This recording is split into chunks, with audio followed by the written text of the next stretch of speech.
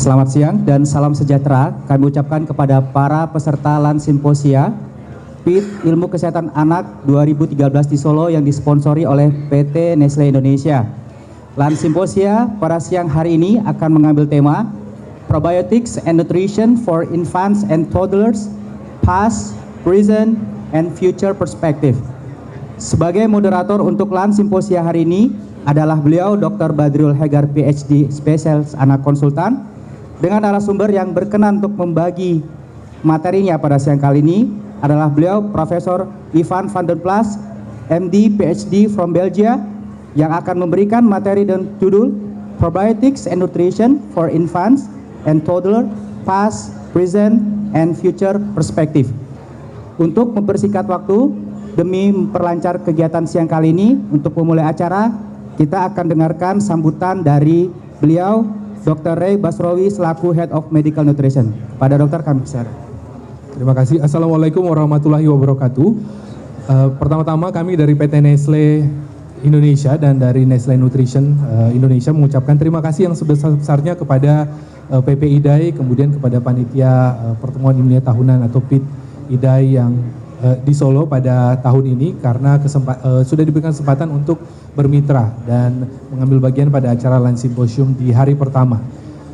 Kemudian kami dari PT Nestle ingin mengucapkan terima kasih sebesar-besarnya kepada Dr. Badriul Hegar, Spesialis Anak Konsultan PhD, yang sudah bersedia memenuhi undangan kami untuk menjadi moderator pada sesi LAN Symposium hari ini.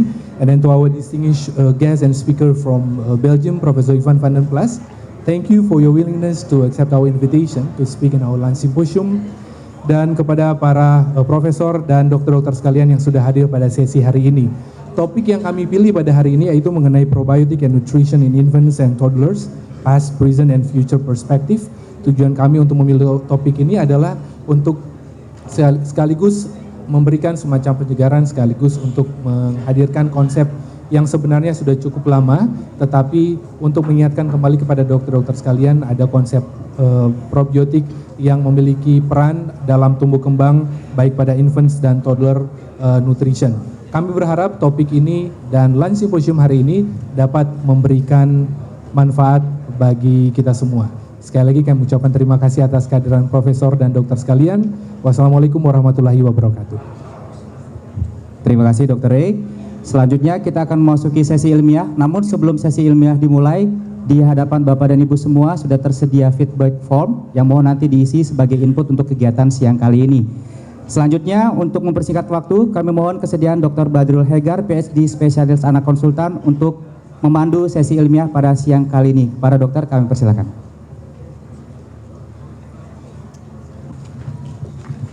Terima kasih. Selamat siang para hadirin sekalian. Kita langsung mulai saja acara lunch symposium ini. Kita akan mendengar presentasi dari tamu kita, yaitu Profesor Yvan Vanderplas. Saya rasa sebagian dari kita yang hadir di sini sudah mengenal beliau dengan baik. Tapi tidak ada salahnya saya membacakan kurikulum vitae beliau. Saat ini Profesor Yvan Vanderplas sebagai Kepala Departemen dan juga sebagai Kepala Unit Gastroenterologi dan Nutrisi di Free University of Brussels. Kalau kita lihat publikasinya sudah sangat luar biasa, lebih dari 300 international journal dan lebih dari 250 publikasi PubMed jurnal. Beliau juga menjadi associate editor dari European Journal of Pediatrics, Jurnal Pediatric Gastroenterology and Nutrition. Dan yang sangat menarik juga, mungkin mudah-mudahan diskusi ini menjadi sangat menarik karena kalau kita lihat riset domain beliau umumnya adalah sebagian besar adalah probiotik juga. Artinya dengan kata lain harusnya sih banyak pengalaman beliau dengan probiotik yang bisa kita berbagi di 1 jam kemudian. Dan kedua yang sangat menarik juga pada topiknya adalah mungkin kalau pas kita sudah sering dengar kali ya, present juga kadang-kadang kita dengar. Sebetulnya apa sih future-nya gitu. Mungkin ini yang bisa menjadi diskusi buat kita pada 1 jam ke depan. Okay, I think it's the time for Professor Yvan Vanderplas. Take your time for 40 minutes I think, and the last for discussion. Selamat siang. First of all, I would like to thank Nestlé Nutrition and IDAI for the invitation to come to Indonesia and to participate in this very interesting and stimulating meeting. And it's always a pleasure when it gets cold in Belgium to come to the very sunny country that you have. The topic I will like to discuss with you is about probiotics in infant formula and also for older children in feeding. So nutrition in infants and toddlers, the past, the present, and think about the future.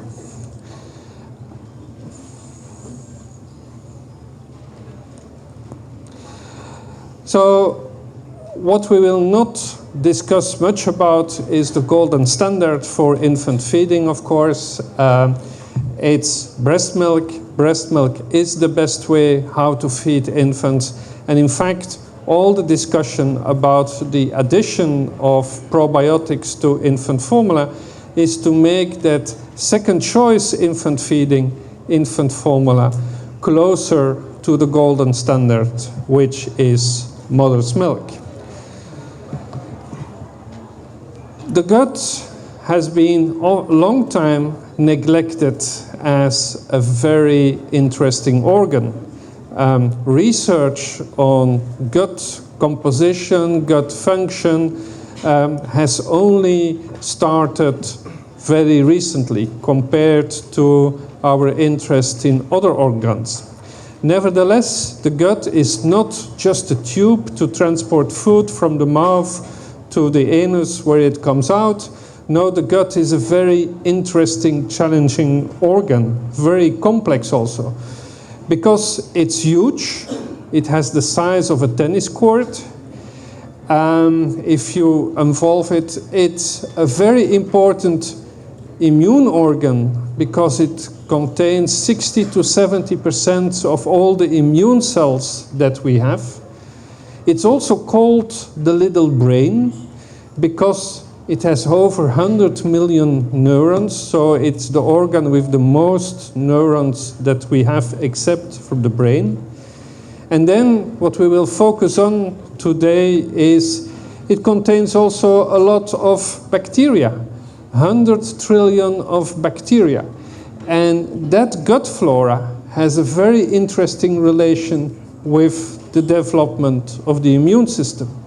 What we know very well, if you put animals which are born sterile and you keep them growing up in a sterile environment, and the gut flora remains absent because there is no contact with bacteria, that the immune system does not develop. So it's very well known that, that a well-balanced development of gastrointestinal flora is very important for a well-balanced immune system. So at birth, that's the only moment in life when the gut is sterile. And then a very complex ecosystem develops with more than 1,000 different species, as we already said, millions and millions of bacteria, or if you want to express it in a different way, each adult has 1 kilogram to 1.5 kilogram of bacteria in its gastrointestinal tract. So that's not a negligible amount. It's a huge amount of bacteria.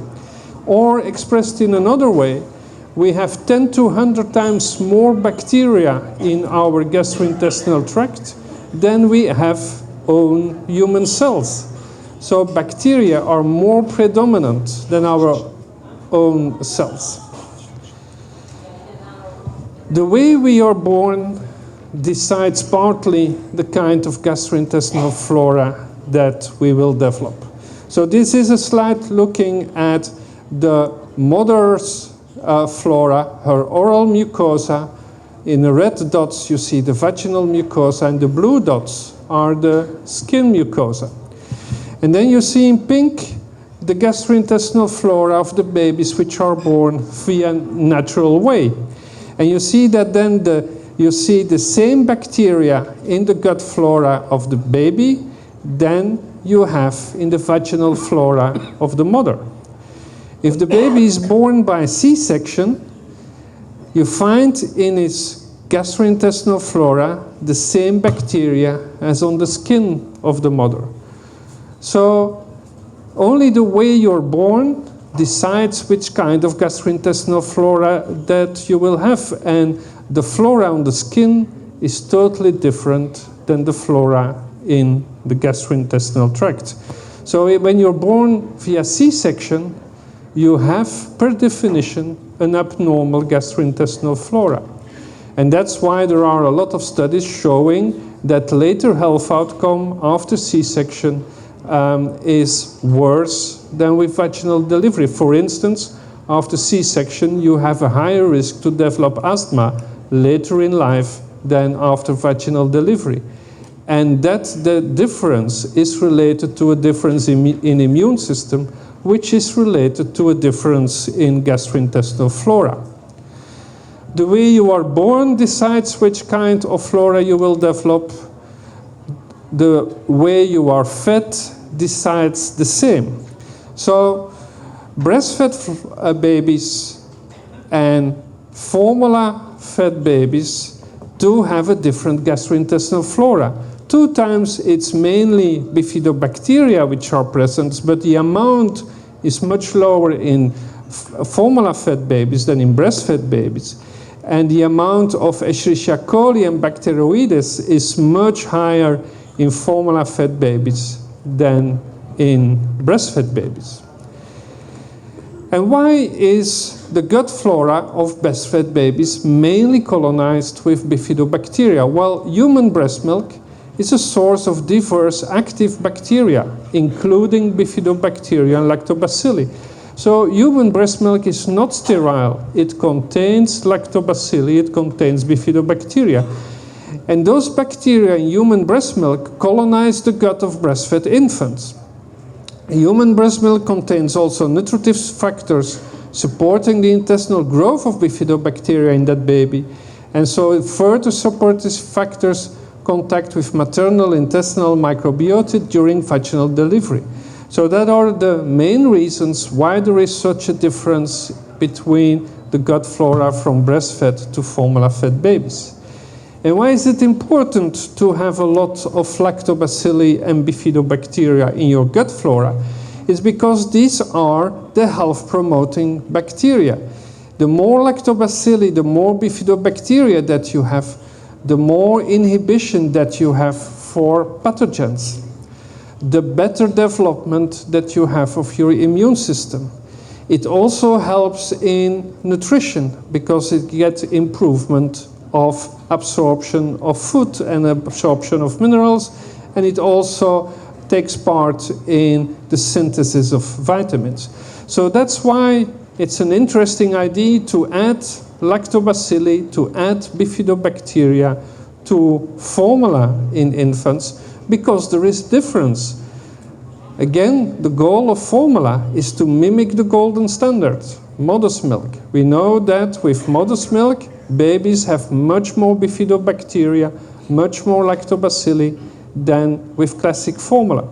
So if we add bifidobacteria and lactobacilli to infant formula, we maybe can better mimic that golden standard breastfeeding.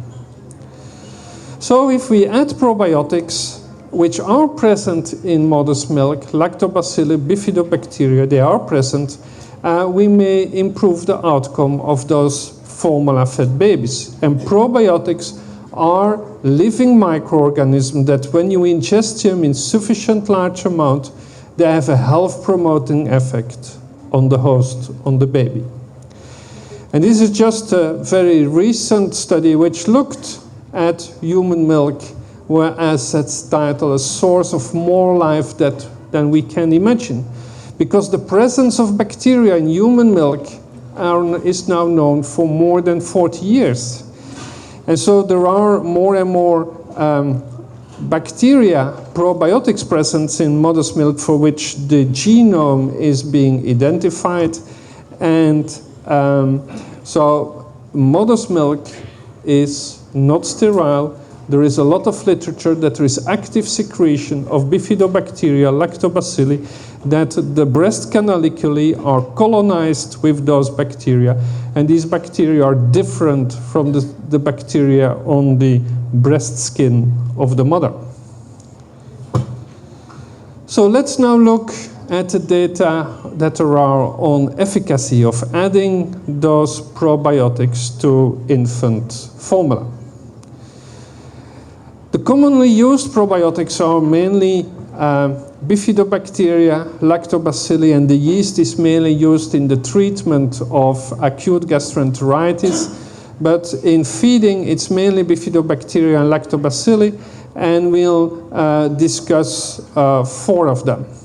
So let's first focus on Bifidobacterium infantis, which during the last 10-15 years switched several times of names. So if you see literature on Bifidobacterium infantis or Bifidobacterium lactis or Bifidobacteria bifidum or Bifidobacterium BB12, it's all the same probiotic, it's the same bacterium which is discussed.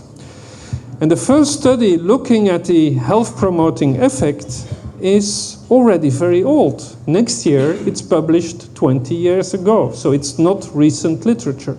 It's from Pepe Saavedra, who published in The Lancet in a small series of children which were hospitalized in nurseries and looked at the incidence of diarrhea developed in that institution, and adding to the feeding of those babies Streptococcus thermophilus, but also Bifidobacterium bifidum, and you see that the incidence of diarrhea developed in the probiotic group was 7% compared to 31% in the placebo group, which is highly significant. So this is the very first evidence in literature that adding of probiotics to feeding of infants decreases the incidence of nosocomial diarrhea.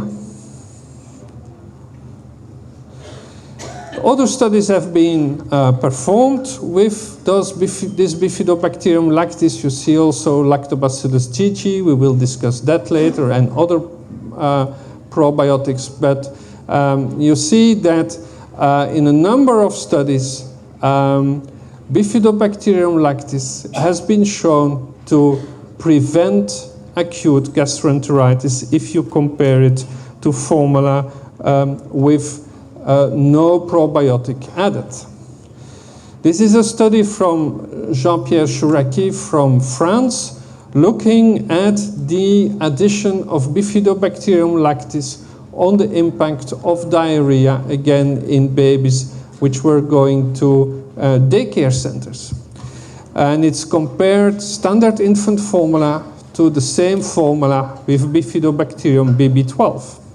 You see, if you look at the number of days with diarrhea per infant included, it's 2.3 compared to 1.5. It's true it's a low incidence, but in our countries, the incidence of diarrhea is much lower than in tropical countries, but it's a statistically significant difference. And the daily probability of having diarrhea is reduced by 50%.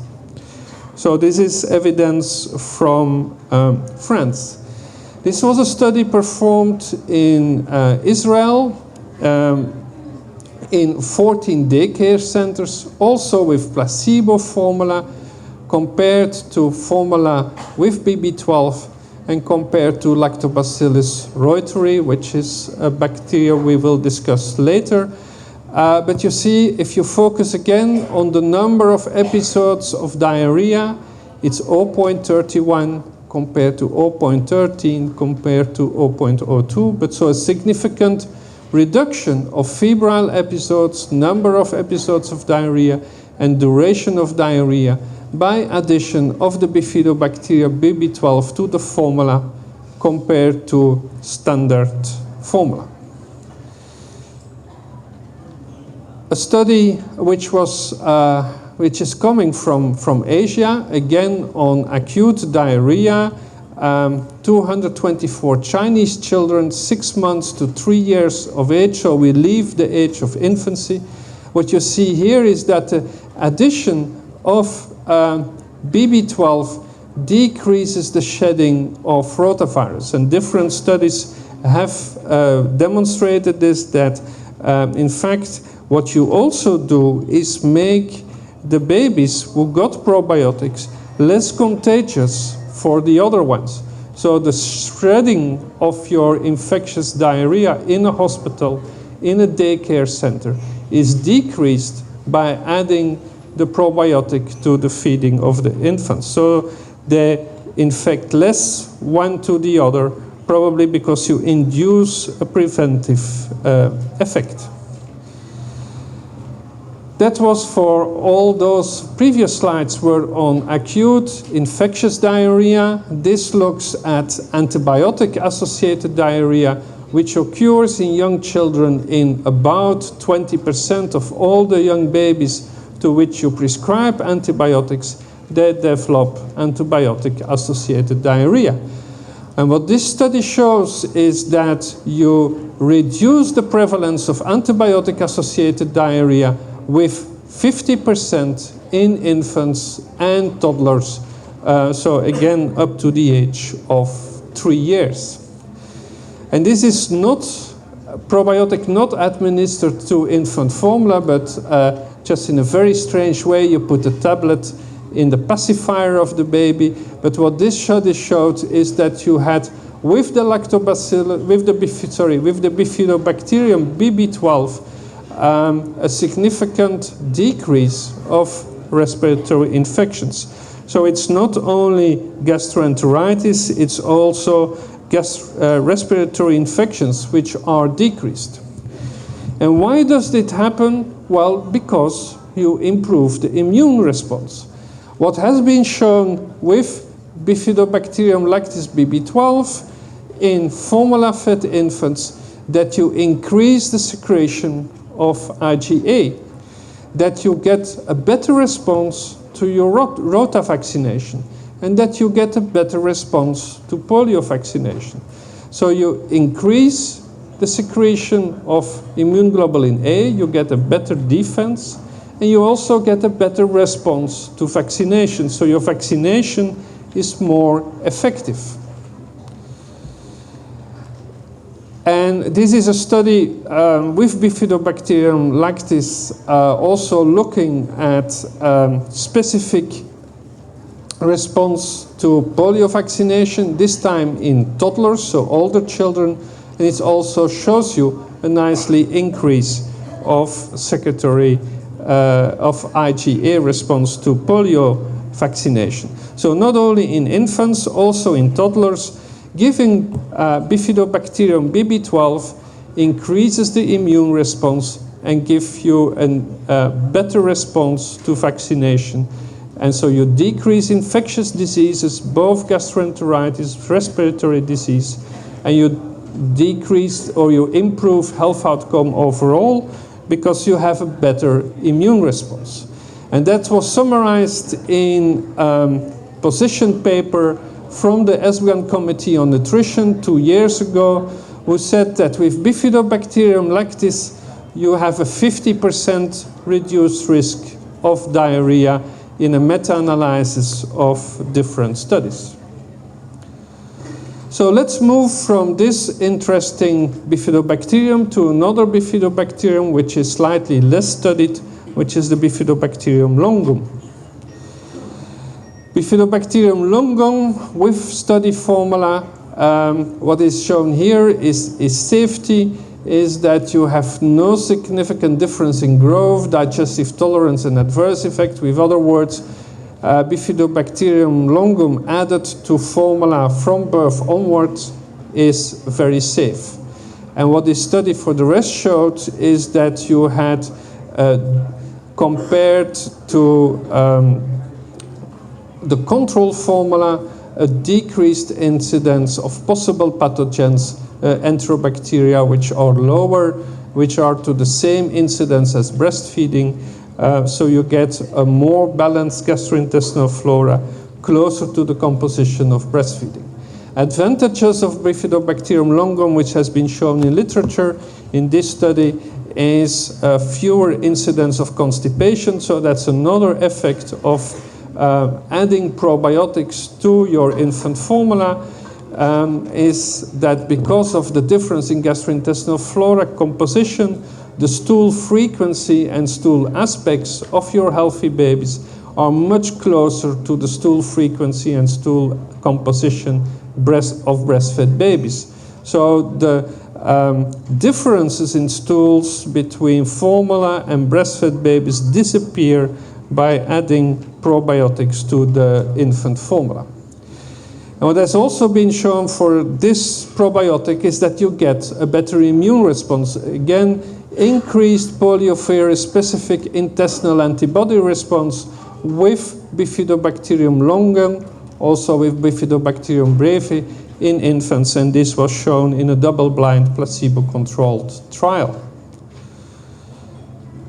Let's move now to the third one, which is Lactobacillus rhamnosus or Lactobacillus GG, which is one of the best studied probiotic strains. Again, an old study from 14 years ago, from also a developing country, from Peru, with Lactobacillus GG, which showed that you got a significant reduction of episodes of acute diarrhea from 6 down to 5 by adding the Lactobacillus rhamnosus to the infant formula. Study from Finland, looking at a huge number of children, 280 compared to almost 300, 18 daycare centers with Lactobacillus rhamnosus, and what was looked at the number of days that the children were absent of the daycare center because they were sick. And it's a reduction by 1 day per month, which maybe seem not so relevant, but in a society where both parents, father and mother, go to work, it's very inconvenient to have a child that cannot go to the daycare center because you have to find other solutions. So 1 day of benefit, it's a huge difference in socioeconomic benefit also. A study from Hania Sajewska from Warsaw, also 12 years ago, looking at Lactobacillus GG in the prevention of nosocomial diarrhea, so diarrhea developing in children which were hospitalized. For the whole group, a very significant reduction, and also for rotavirus an even much more also a very significant reduction. So Lactobacillus rhamnosus reduces the incidence of acute diarrhea and is even more effective in rotavirus gastroenteritis. A more recent study from 3 years ago, looking also at development of diarrhea in children, which compared Lactobacillus GG to placebo, and again you see a highly significant reduced risk of nosocomial infection. If you look at diarrheal episodes, again a significant reduction, and if you look at respiratory tract infections, a very significant reduction of respiratory tract infections, all three from the same study comparing placebo to Lactobacillus GG. A study from John Vanderhoof, North America, Lactobacillus GG in the prevention again of antibiotic-associated diarrhea, and just has been shown for the Bifidobacteria BB12, you get also here with Lactobacillus rhamnosus a significant reduction of antibiotic-associated diarrhea, going down from 26% down to 8% in the probiotic group. A more recent study in older children, aged now 2 to 6 years, 500 children, normal milk or milk with the Lactobacillus GG. And what you see here is that Lactobacillus rhamnosus GG reduced the occurrence of respiratory disease in children attending daycare centers. And of course, respiratory disease in Finland in children 2 to 6 years is the most prevalent infectious disease that we have. And so not only gastroenteritis, which maybe has been more studied because most studies have been performed also in tropical countries, here in a northern European country, in older children, also a significant reduction of respiratory tract infections. A meta-analysis from the group von Hania Sajewska, also from 2 years ago, in older children, again, which complain of chronic abdominal pain, which has been shown that Lactobacillus rhamnosus GG makes also sense to be added to the feeding of toddlers or older children, because it increased treatment success in children with abdominal pain-related functional gastrointestinal disorders, particularly among the children with irritable bowel syndrome. And maybe in pediatrics, the evidence of probiotics in irritable bowel syndrome is not that huge. Probably we have difficulties in diagnosing exactly irritable bowel syndrome in children.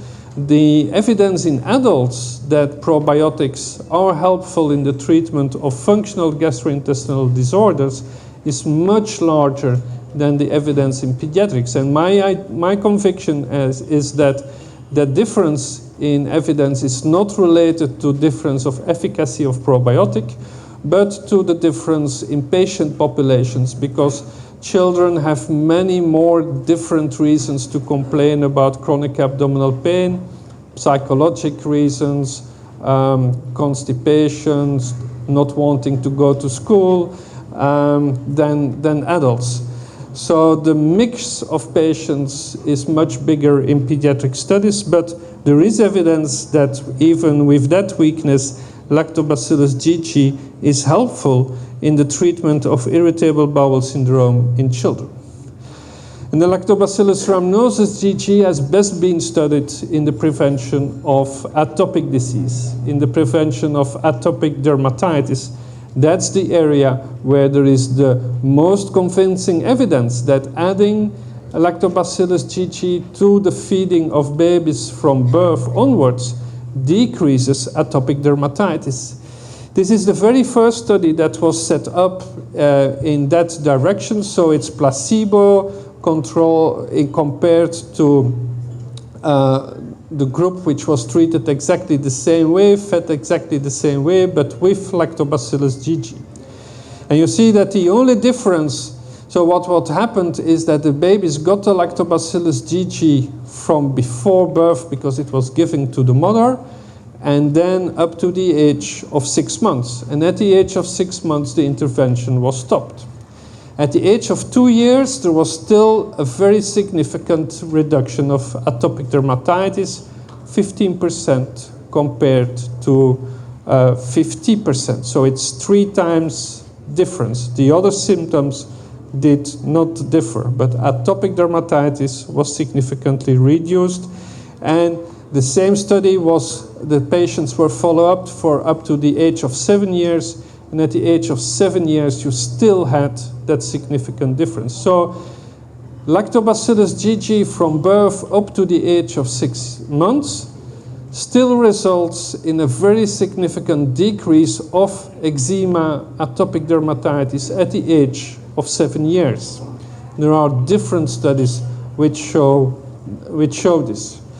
So recently, this year, meta-analysis was published on the effect of nutrient supplementation on atopic dermatitis in children, and what the authors included 21 studies, and they said that the best evidence lies with probiotic supplementation in mothers and infants, preventing development and reducing severity of atopic dermatitis. And specifically, Lactobacillus rhamnosus GG was effective in the long-term prevention of atopic dermatitis. And another meta-analysis, also from this year, comes exactly to the same conclusion. Prevention of eczema with probiotics seemed to work until age 2 years, and extended effects until 4 years have been shown in higher risk for allergy cohorts. Effects are strain-specific, with Lactobacillus rhamnosus showing the most consistent effects, especially when combining pre- and postnatal administration. So 2 different meta-analyses recommend Lactobacillus GG from birth onwards being effective in reducing atopic dermatitis. Besides that, the the official recommendations in the United Kingdom said that Lactobacillus rhamnosus has been shown to decrease the duration of acute gastroenteritis with 1 day, which is the same as the other probiotics which are effective. And the ESPGHAN, in its recommendation for the treatment of acute gastroenteritis, says that you could conceive to administer probiotics together with oral rehydration solution in the treatment of acute gastroenteritis, and that the following probiotics show benefit in meta-analysis. Again, Lactobacillus GG coming out as the best one, and Saccharomyces boulardii as the second best one. I know that this paper is now in revision. There will be a second version in 2014, but Lactobacillus rhamnosus GG remains the top probiotic for which there is efficacy shown in the treatment of acute gastroenteritis. And this brings me to the last strain to discuss with you, which is the Lactobacillus reuteri. Again, an old study, and I did put in a lot of old studies in this presentation to show you that it's interesting to discuss for the future for probiotics, but to show you that the evidence that there is that they are effective is not from today, is already from many years. So this is also a study from 10 years ago with Lactobacillus rhamnosus and Reuteri in combination, where you see that there is a significant reduction of the duration of diarrhea, and that reduction is bigger if you intervene earlier. So in therapeutic conditions, the more rapid you give probiotics, the more effective they are, and that's true for non-hospitalized children. If you have the same design in hospitalized children, you have exactly the same results. So the earlier you give probiotics in treatment, the more effective they are. The dosage is also important, and this is one of the only studies which looked at the same probiotic at different amounts. And what you see is that the more you give, the more it is effective. In the placebo group, the duration of diarrhea was 2.5 days. If you give 10 to the 7 of the Lactobacillus reuteri, the duration is significantly reduced to 1.9 days. If you give 10 to the 10th, it's 1.5 days, and each difference is statistically significant. Looking at Lactobacillus reuteri in children 6 months to 36 months, a very recent study from Italy, looking at the duration of diarrhea, again a reduction of 1 day, and what it shows clearly is that the number of children which are symptom-free, diarrhea-free, is higher day 2 and day 3, so a more rapid recovery, and also a reduced relapse rate. And that's very few studies who looked at that. It's the ongoing effect. So if you give a probiotic, the chance to relapse is significantly reduced. And that can only be because you get a better immune response and you get a better defense against possible pathogens because of the presence of your good bacteria in your intestine. A study that you probably know because that's a study from Indonesia,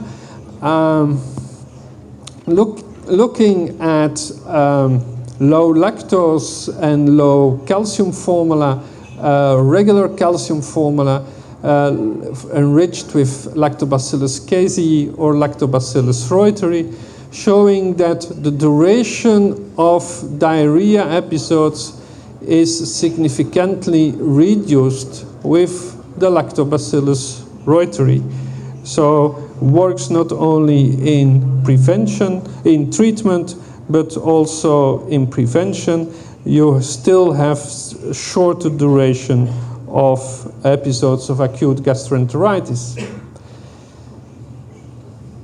Going from diarrhea to constipation, to just show you that probiotics, namely Lactobacillus reuteri here, normalizes stool frequency.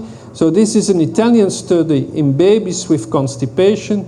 Green is 5 to 7 bowel movements a day, blue is 1 to 2, and what you see is that when you start here, of course it's with a group of constipated babies, so majority has less than 4 bowel movements a day, and you see that the green box is going up mainly in the group with Lactobacillus reuteri, so you get normalization of stool frequency and stool composition. Flavia Indrio, she is mainly interested in Lactobacillus reuteri and digestive tolerance, and she looked at gastric emptying, which is faster with Lactobacillus reuteri compared to placebo, which results also that better gastric emptying in a significant reduction of episodes of regurgitation per day. And then there is the literature on Lactobacillus reuteri and colic and crying. This is a study from Italy also, from 3 years ago, comparing Lactobacillus reuteri to the placebo, where you see that when your response is defined as more than 50% reduction in crying time from the baseline, at beginning you have no difference at all.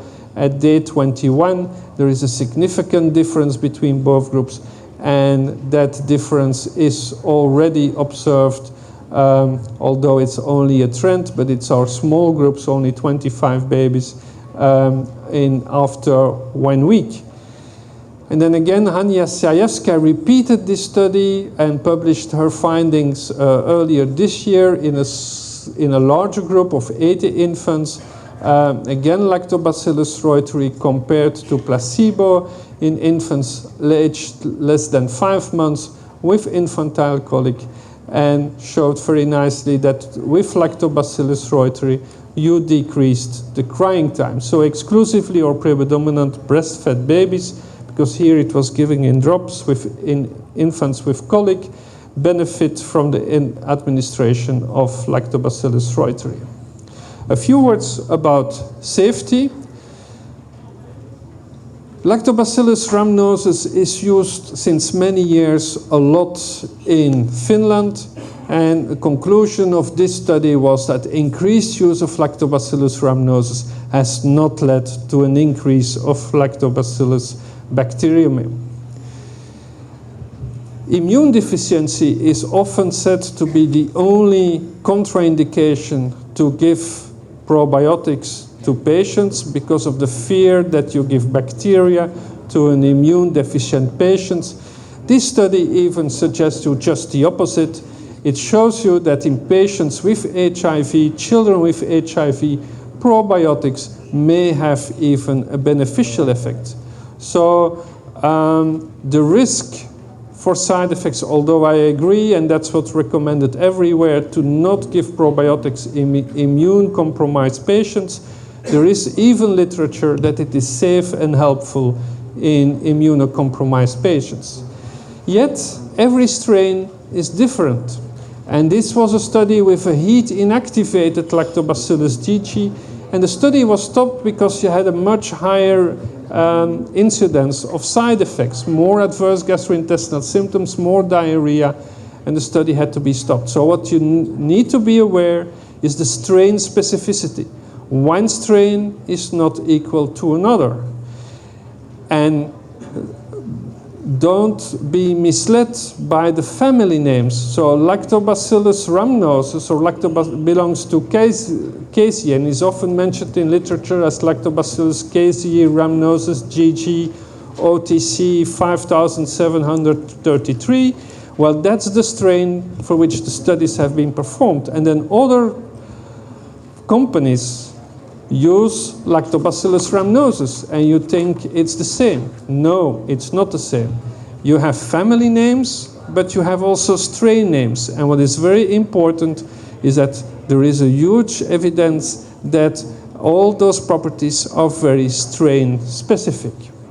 Which are the dangers that you could imagine is that 3 theoretical concerns: that the occurrence of disease such as bacteremia of endocarditis, but no evidence from literature; toxic or metabolic effects on the gastrointestinal tract, no evidence from literature; and transfer of antibiotic resistance to the gastrointestinal flora.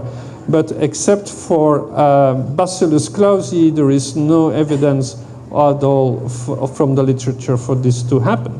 And so, as Yvan said, that Bifidobacterium lactis, alone or in combination, supports normal growth in healthy term infants and is not associated with adverse outcomes. And the safety and clinical effects of one probiotic strain should not be extrapolated to the other. So again, strain specificity. The American Academy of Pediatrics says exactly the same. Bifidobacterium lactis added to powdered infant formula is very safe. So to come to conclusion, again, I would like to repeat that breastfeeding is, of course, the best way how to feed infants, and that the addition of probiotics to infant formula is only an attempt to get our second choice feeding closer to the first choice. Do we need more data? I'm not sure, because there is a lot of discussion, bacteria for babies. But all too often, we ask for more and more and more data to do something that replaces a practice for which there was no data to begin with. I mean by that, we know now that breast milk contains lactobacilli, contains bifidobacteria. There is a lot of literature already shown that with some specific strains added to some infant formulas are not dangerous and have health-promoting effects. I think the literature is there. And the only thing we do is take the strains that are present in nature, put them in infant formula, and better mimic nature. So at the beginning, nature did not give us evidence, and at a certain moment, we reached enough evidence. And I fully agree with this phrase from someone from 150 years ago who said that a good, reliable set of bowels is worth more to a man than any quantity of brains. And what has been shown is that infant formula with probiotics develops a healthier gastrointestinal flora, results in a better immune response, results in a better health outcome of our infants. Thank you for your attention. Terima kasih. Okay, there's any question? Yeah, there's one and the second too. Please mention your name first. Okay, thank you. I have two questions. First one, what are the immunostimulatory properties produced by probiotic in HIV infected children? And the second one, are there any indications for giving formula milk contains probiotic to a child who was born with sexual cesarean? Examples maybe for development of intestinal flora. Thank you. Okay. Thank you for your two questions. Well, for the first question, I again did not intend to say, to recommend to give probiotics to children with HIV, because again, the only warning that there is in literature is to be very careful in immune deficient patients. I just wanted to show that even in immune deficient patients, there is no evidence for bacteriemia, for sepsis, that those good bacteria seem not to harm immune deficient patients. The same is true for the preterm babies and necrotizing enterocolitis. We all know that preterm babies are immunocompromised. It's a topic we did not discuss, but probiotics given to preterms decreases necrotizing enterocolitis, decreases death of those preterms, decreases sepsis. So there is, because a lot of us are afraid to give bacteria to newborns, there is really no evidence from literature that that is harmful. And your second question was, I forgot. Indication for C-section, yes. Well, absolutely, there is literature that if you give the probiotic to the baby, that probiotic becomes part of the gastrointestinal flora for as long as you give it. So if you give to babies after C-section probiotics, they will be part of the gastrointestinal flora, and you manipulate the pathologic flora to a more healthy flora. Okay, thank you. Next question. Yes, Arianto from Surabaya. To our knowledge, formally, that breast milk is sterile. Sorry? Breast milk is sterile. Sterile. It's sterile. Sterile. And we realize from your Breast milk it's not sterile. yes. You realize from your lecture today that breast milk is containing Lactobacillus bifidobacterus. Where does Lactobacillus and bifidobacterus in breast milk come from? Where do they come from? Yes. Well, no one really knows. There are two ways, it seems. It's that part of the bacteria which are present in the gut of the mother, part of the capsules of those bacteria, they seem to be absorbed through the gastrointestinal mucosa and transported to the mother's milk. So one part of the healthy effect of mother's milk is part of the bacteria, not living bacteria, but part of the bacteria which come from the gut and are actively secreted in the milk. The other way is that the canaliculi in the breast, they are colonized with bifidobacteria, with lactobacilli, just as the gut. And so what has been clearly shown is that these are different from the bacteria on the skin of the mother. So there seems to be an active colonization during breastfeeding of the canaliculi in the breast, and these bacteria are in the mother's milk and the baby ingests them. And so that was long years we were afraid of giving bacteria in infant formula because we thought that mother's milk was quite sterile. And that seems to be a wrong idea. It's true that the amount of bacteria present in mother's milk is relatively low. So it's not a huge amount, it's a small amount, but it is definitely present. And so it's, again, it's not doing the opposite of nature, it's just mimicking nature.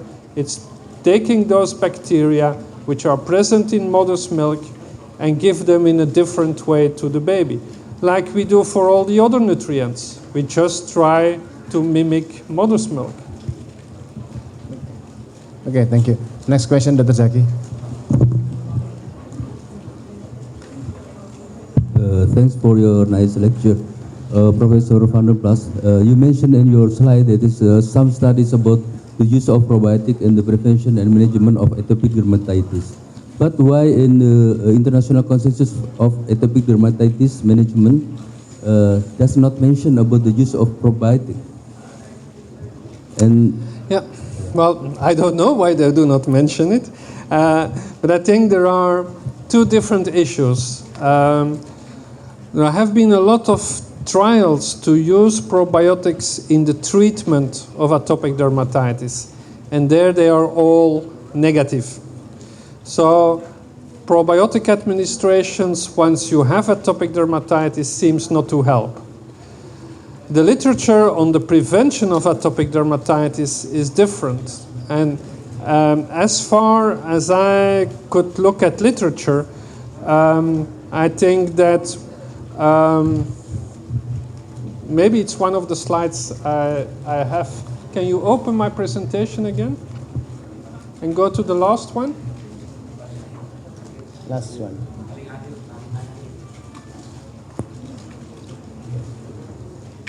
Because I think it's one of the slides I skipped. Yeah, okay, thank you.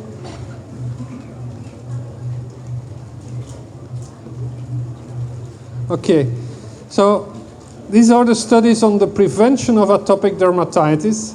And what you see is that, for instance, it depends on the strain that you give, but if you start prenatally, then most of the studies say you have a reduced risk of atopic dermatitis. If it's only postnatally, then most of the studies are negative.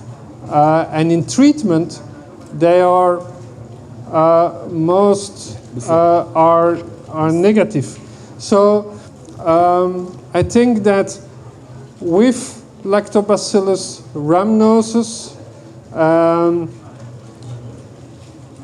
you have two aspects. Prevention, prenatally, it works. Only postnatal, it does not work. Lactobacillus rhamnosus is the only one which seems to have shown to have in treatment also reduction of the SCORAD score. And of course, if you take probiotics overall, it's negative. If you take one specific strain for Lactobacillus rhamnosus, there is quite substantial evidence that in the vast majority of studies it helps.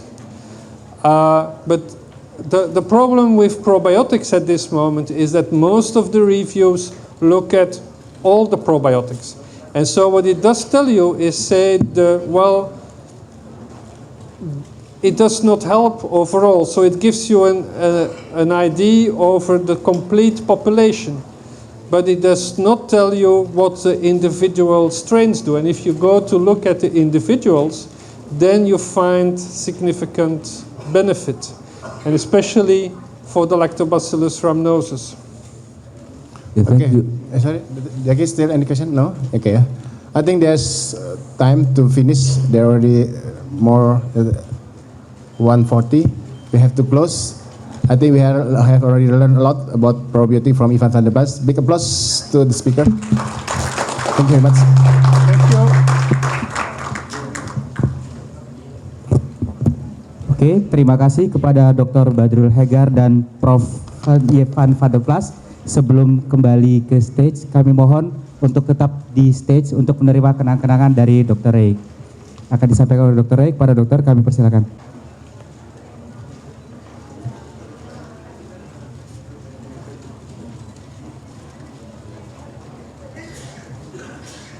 Kami akan kembali kepada para peserta untuk mengisi dan mengembalikan form kuesioner yang telah disediakan dan bisa dikembalikan ke tim Nestle sebelum keluar dari ruangan ini. Dengan demikian, selesailah rangkaian acara hari ini. Kami dari PT Nestle Indonesia mengucapkan terima kasih atas partisipasi dokter semua. Semoga acara hari ini dapat memberikan manfaat sehingga dapat kita gunakan dalam praktek sehari-hari. Sekali lagi terima kasih dan salam sejahtera untuk kita semua.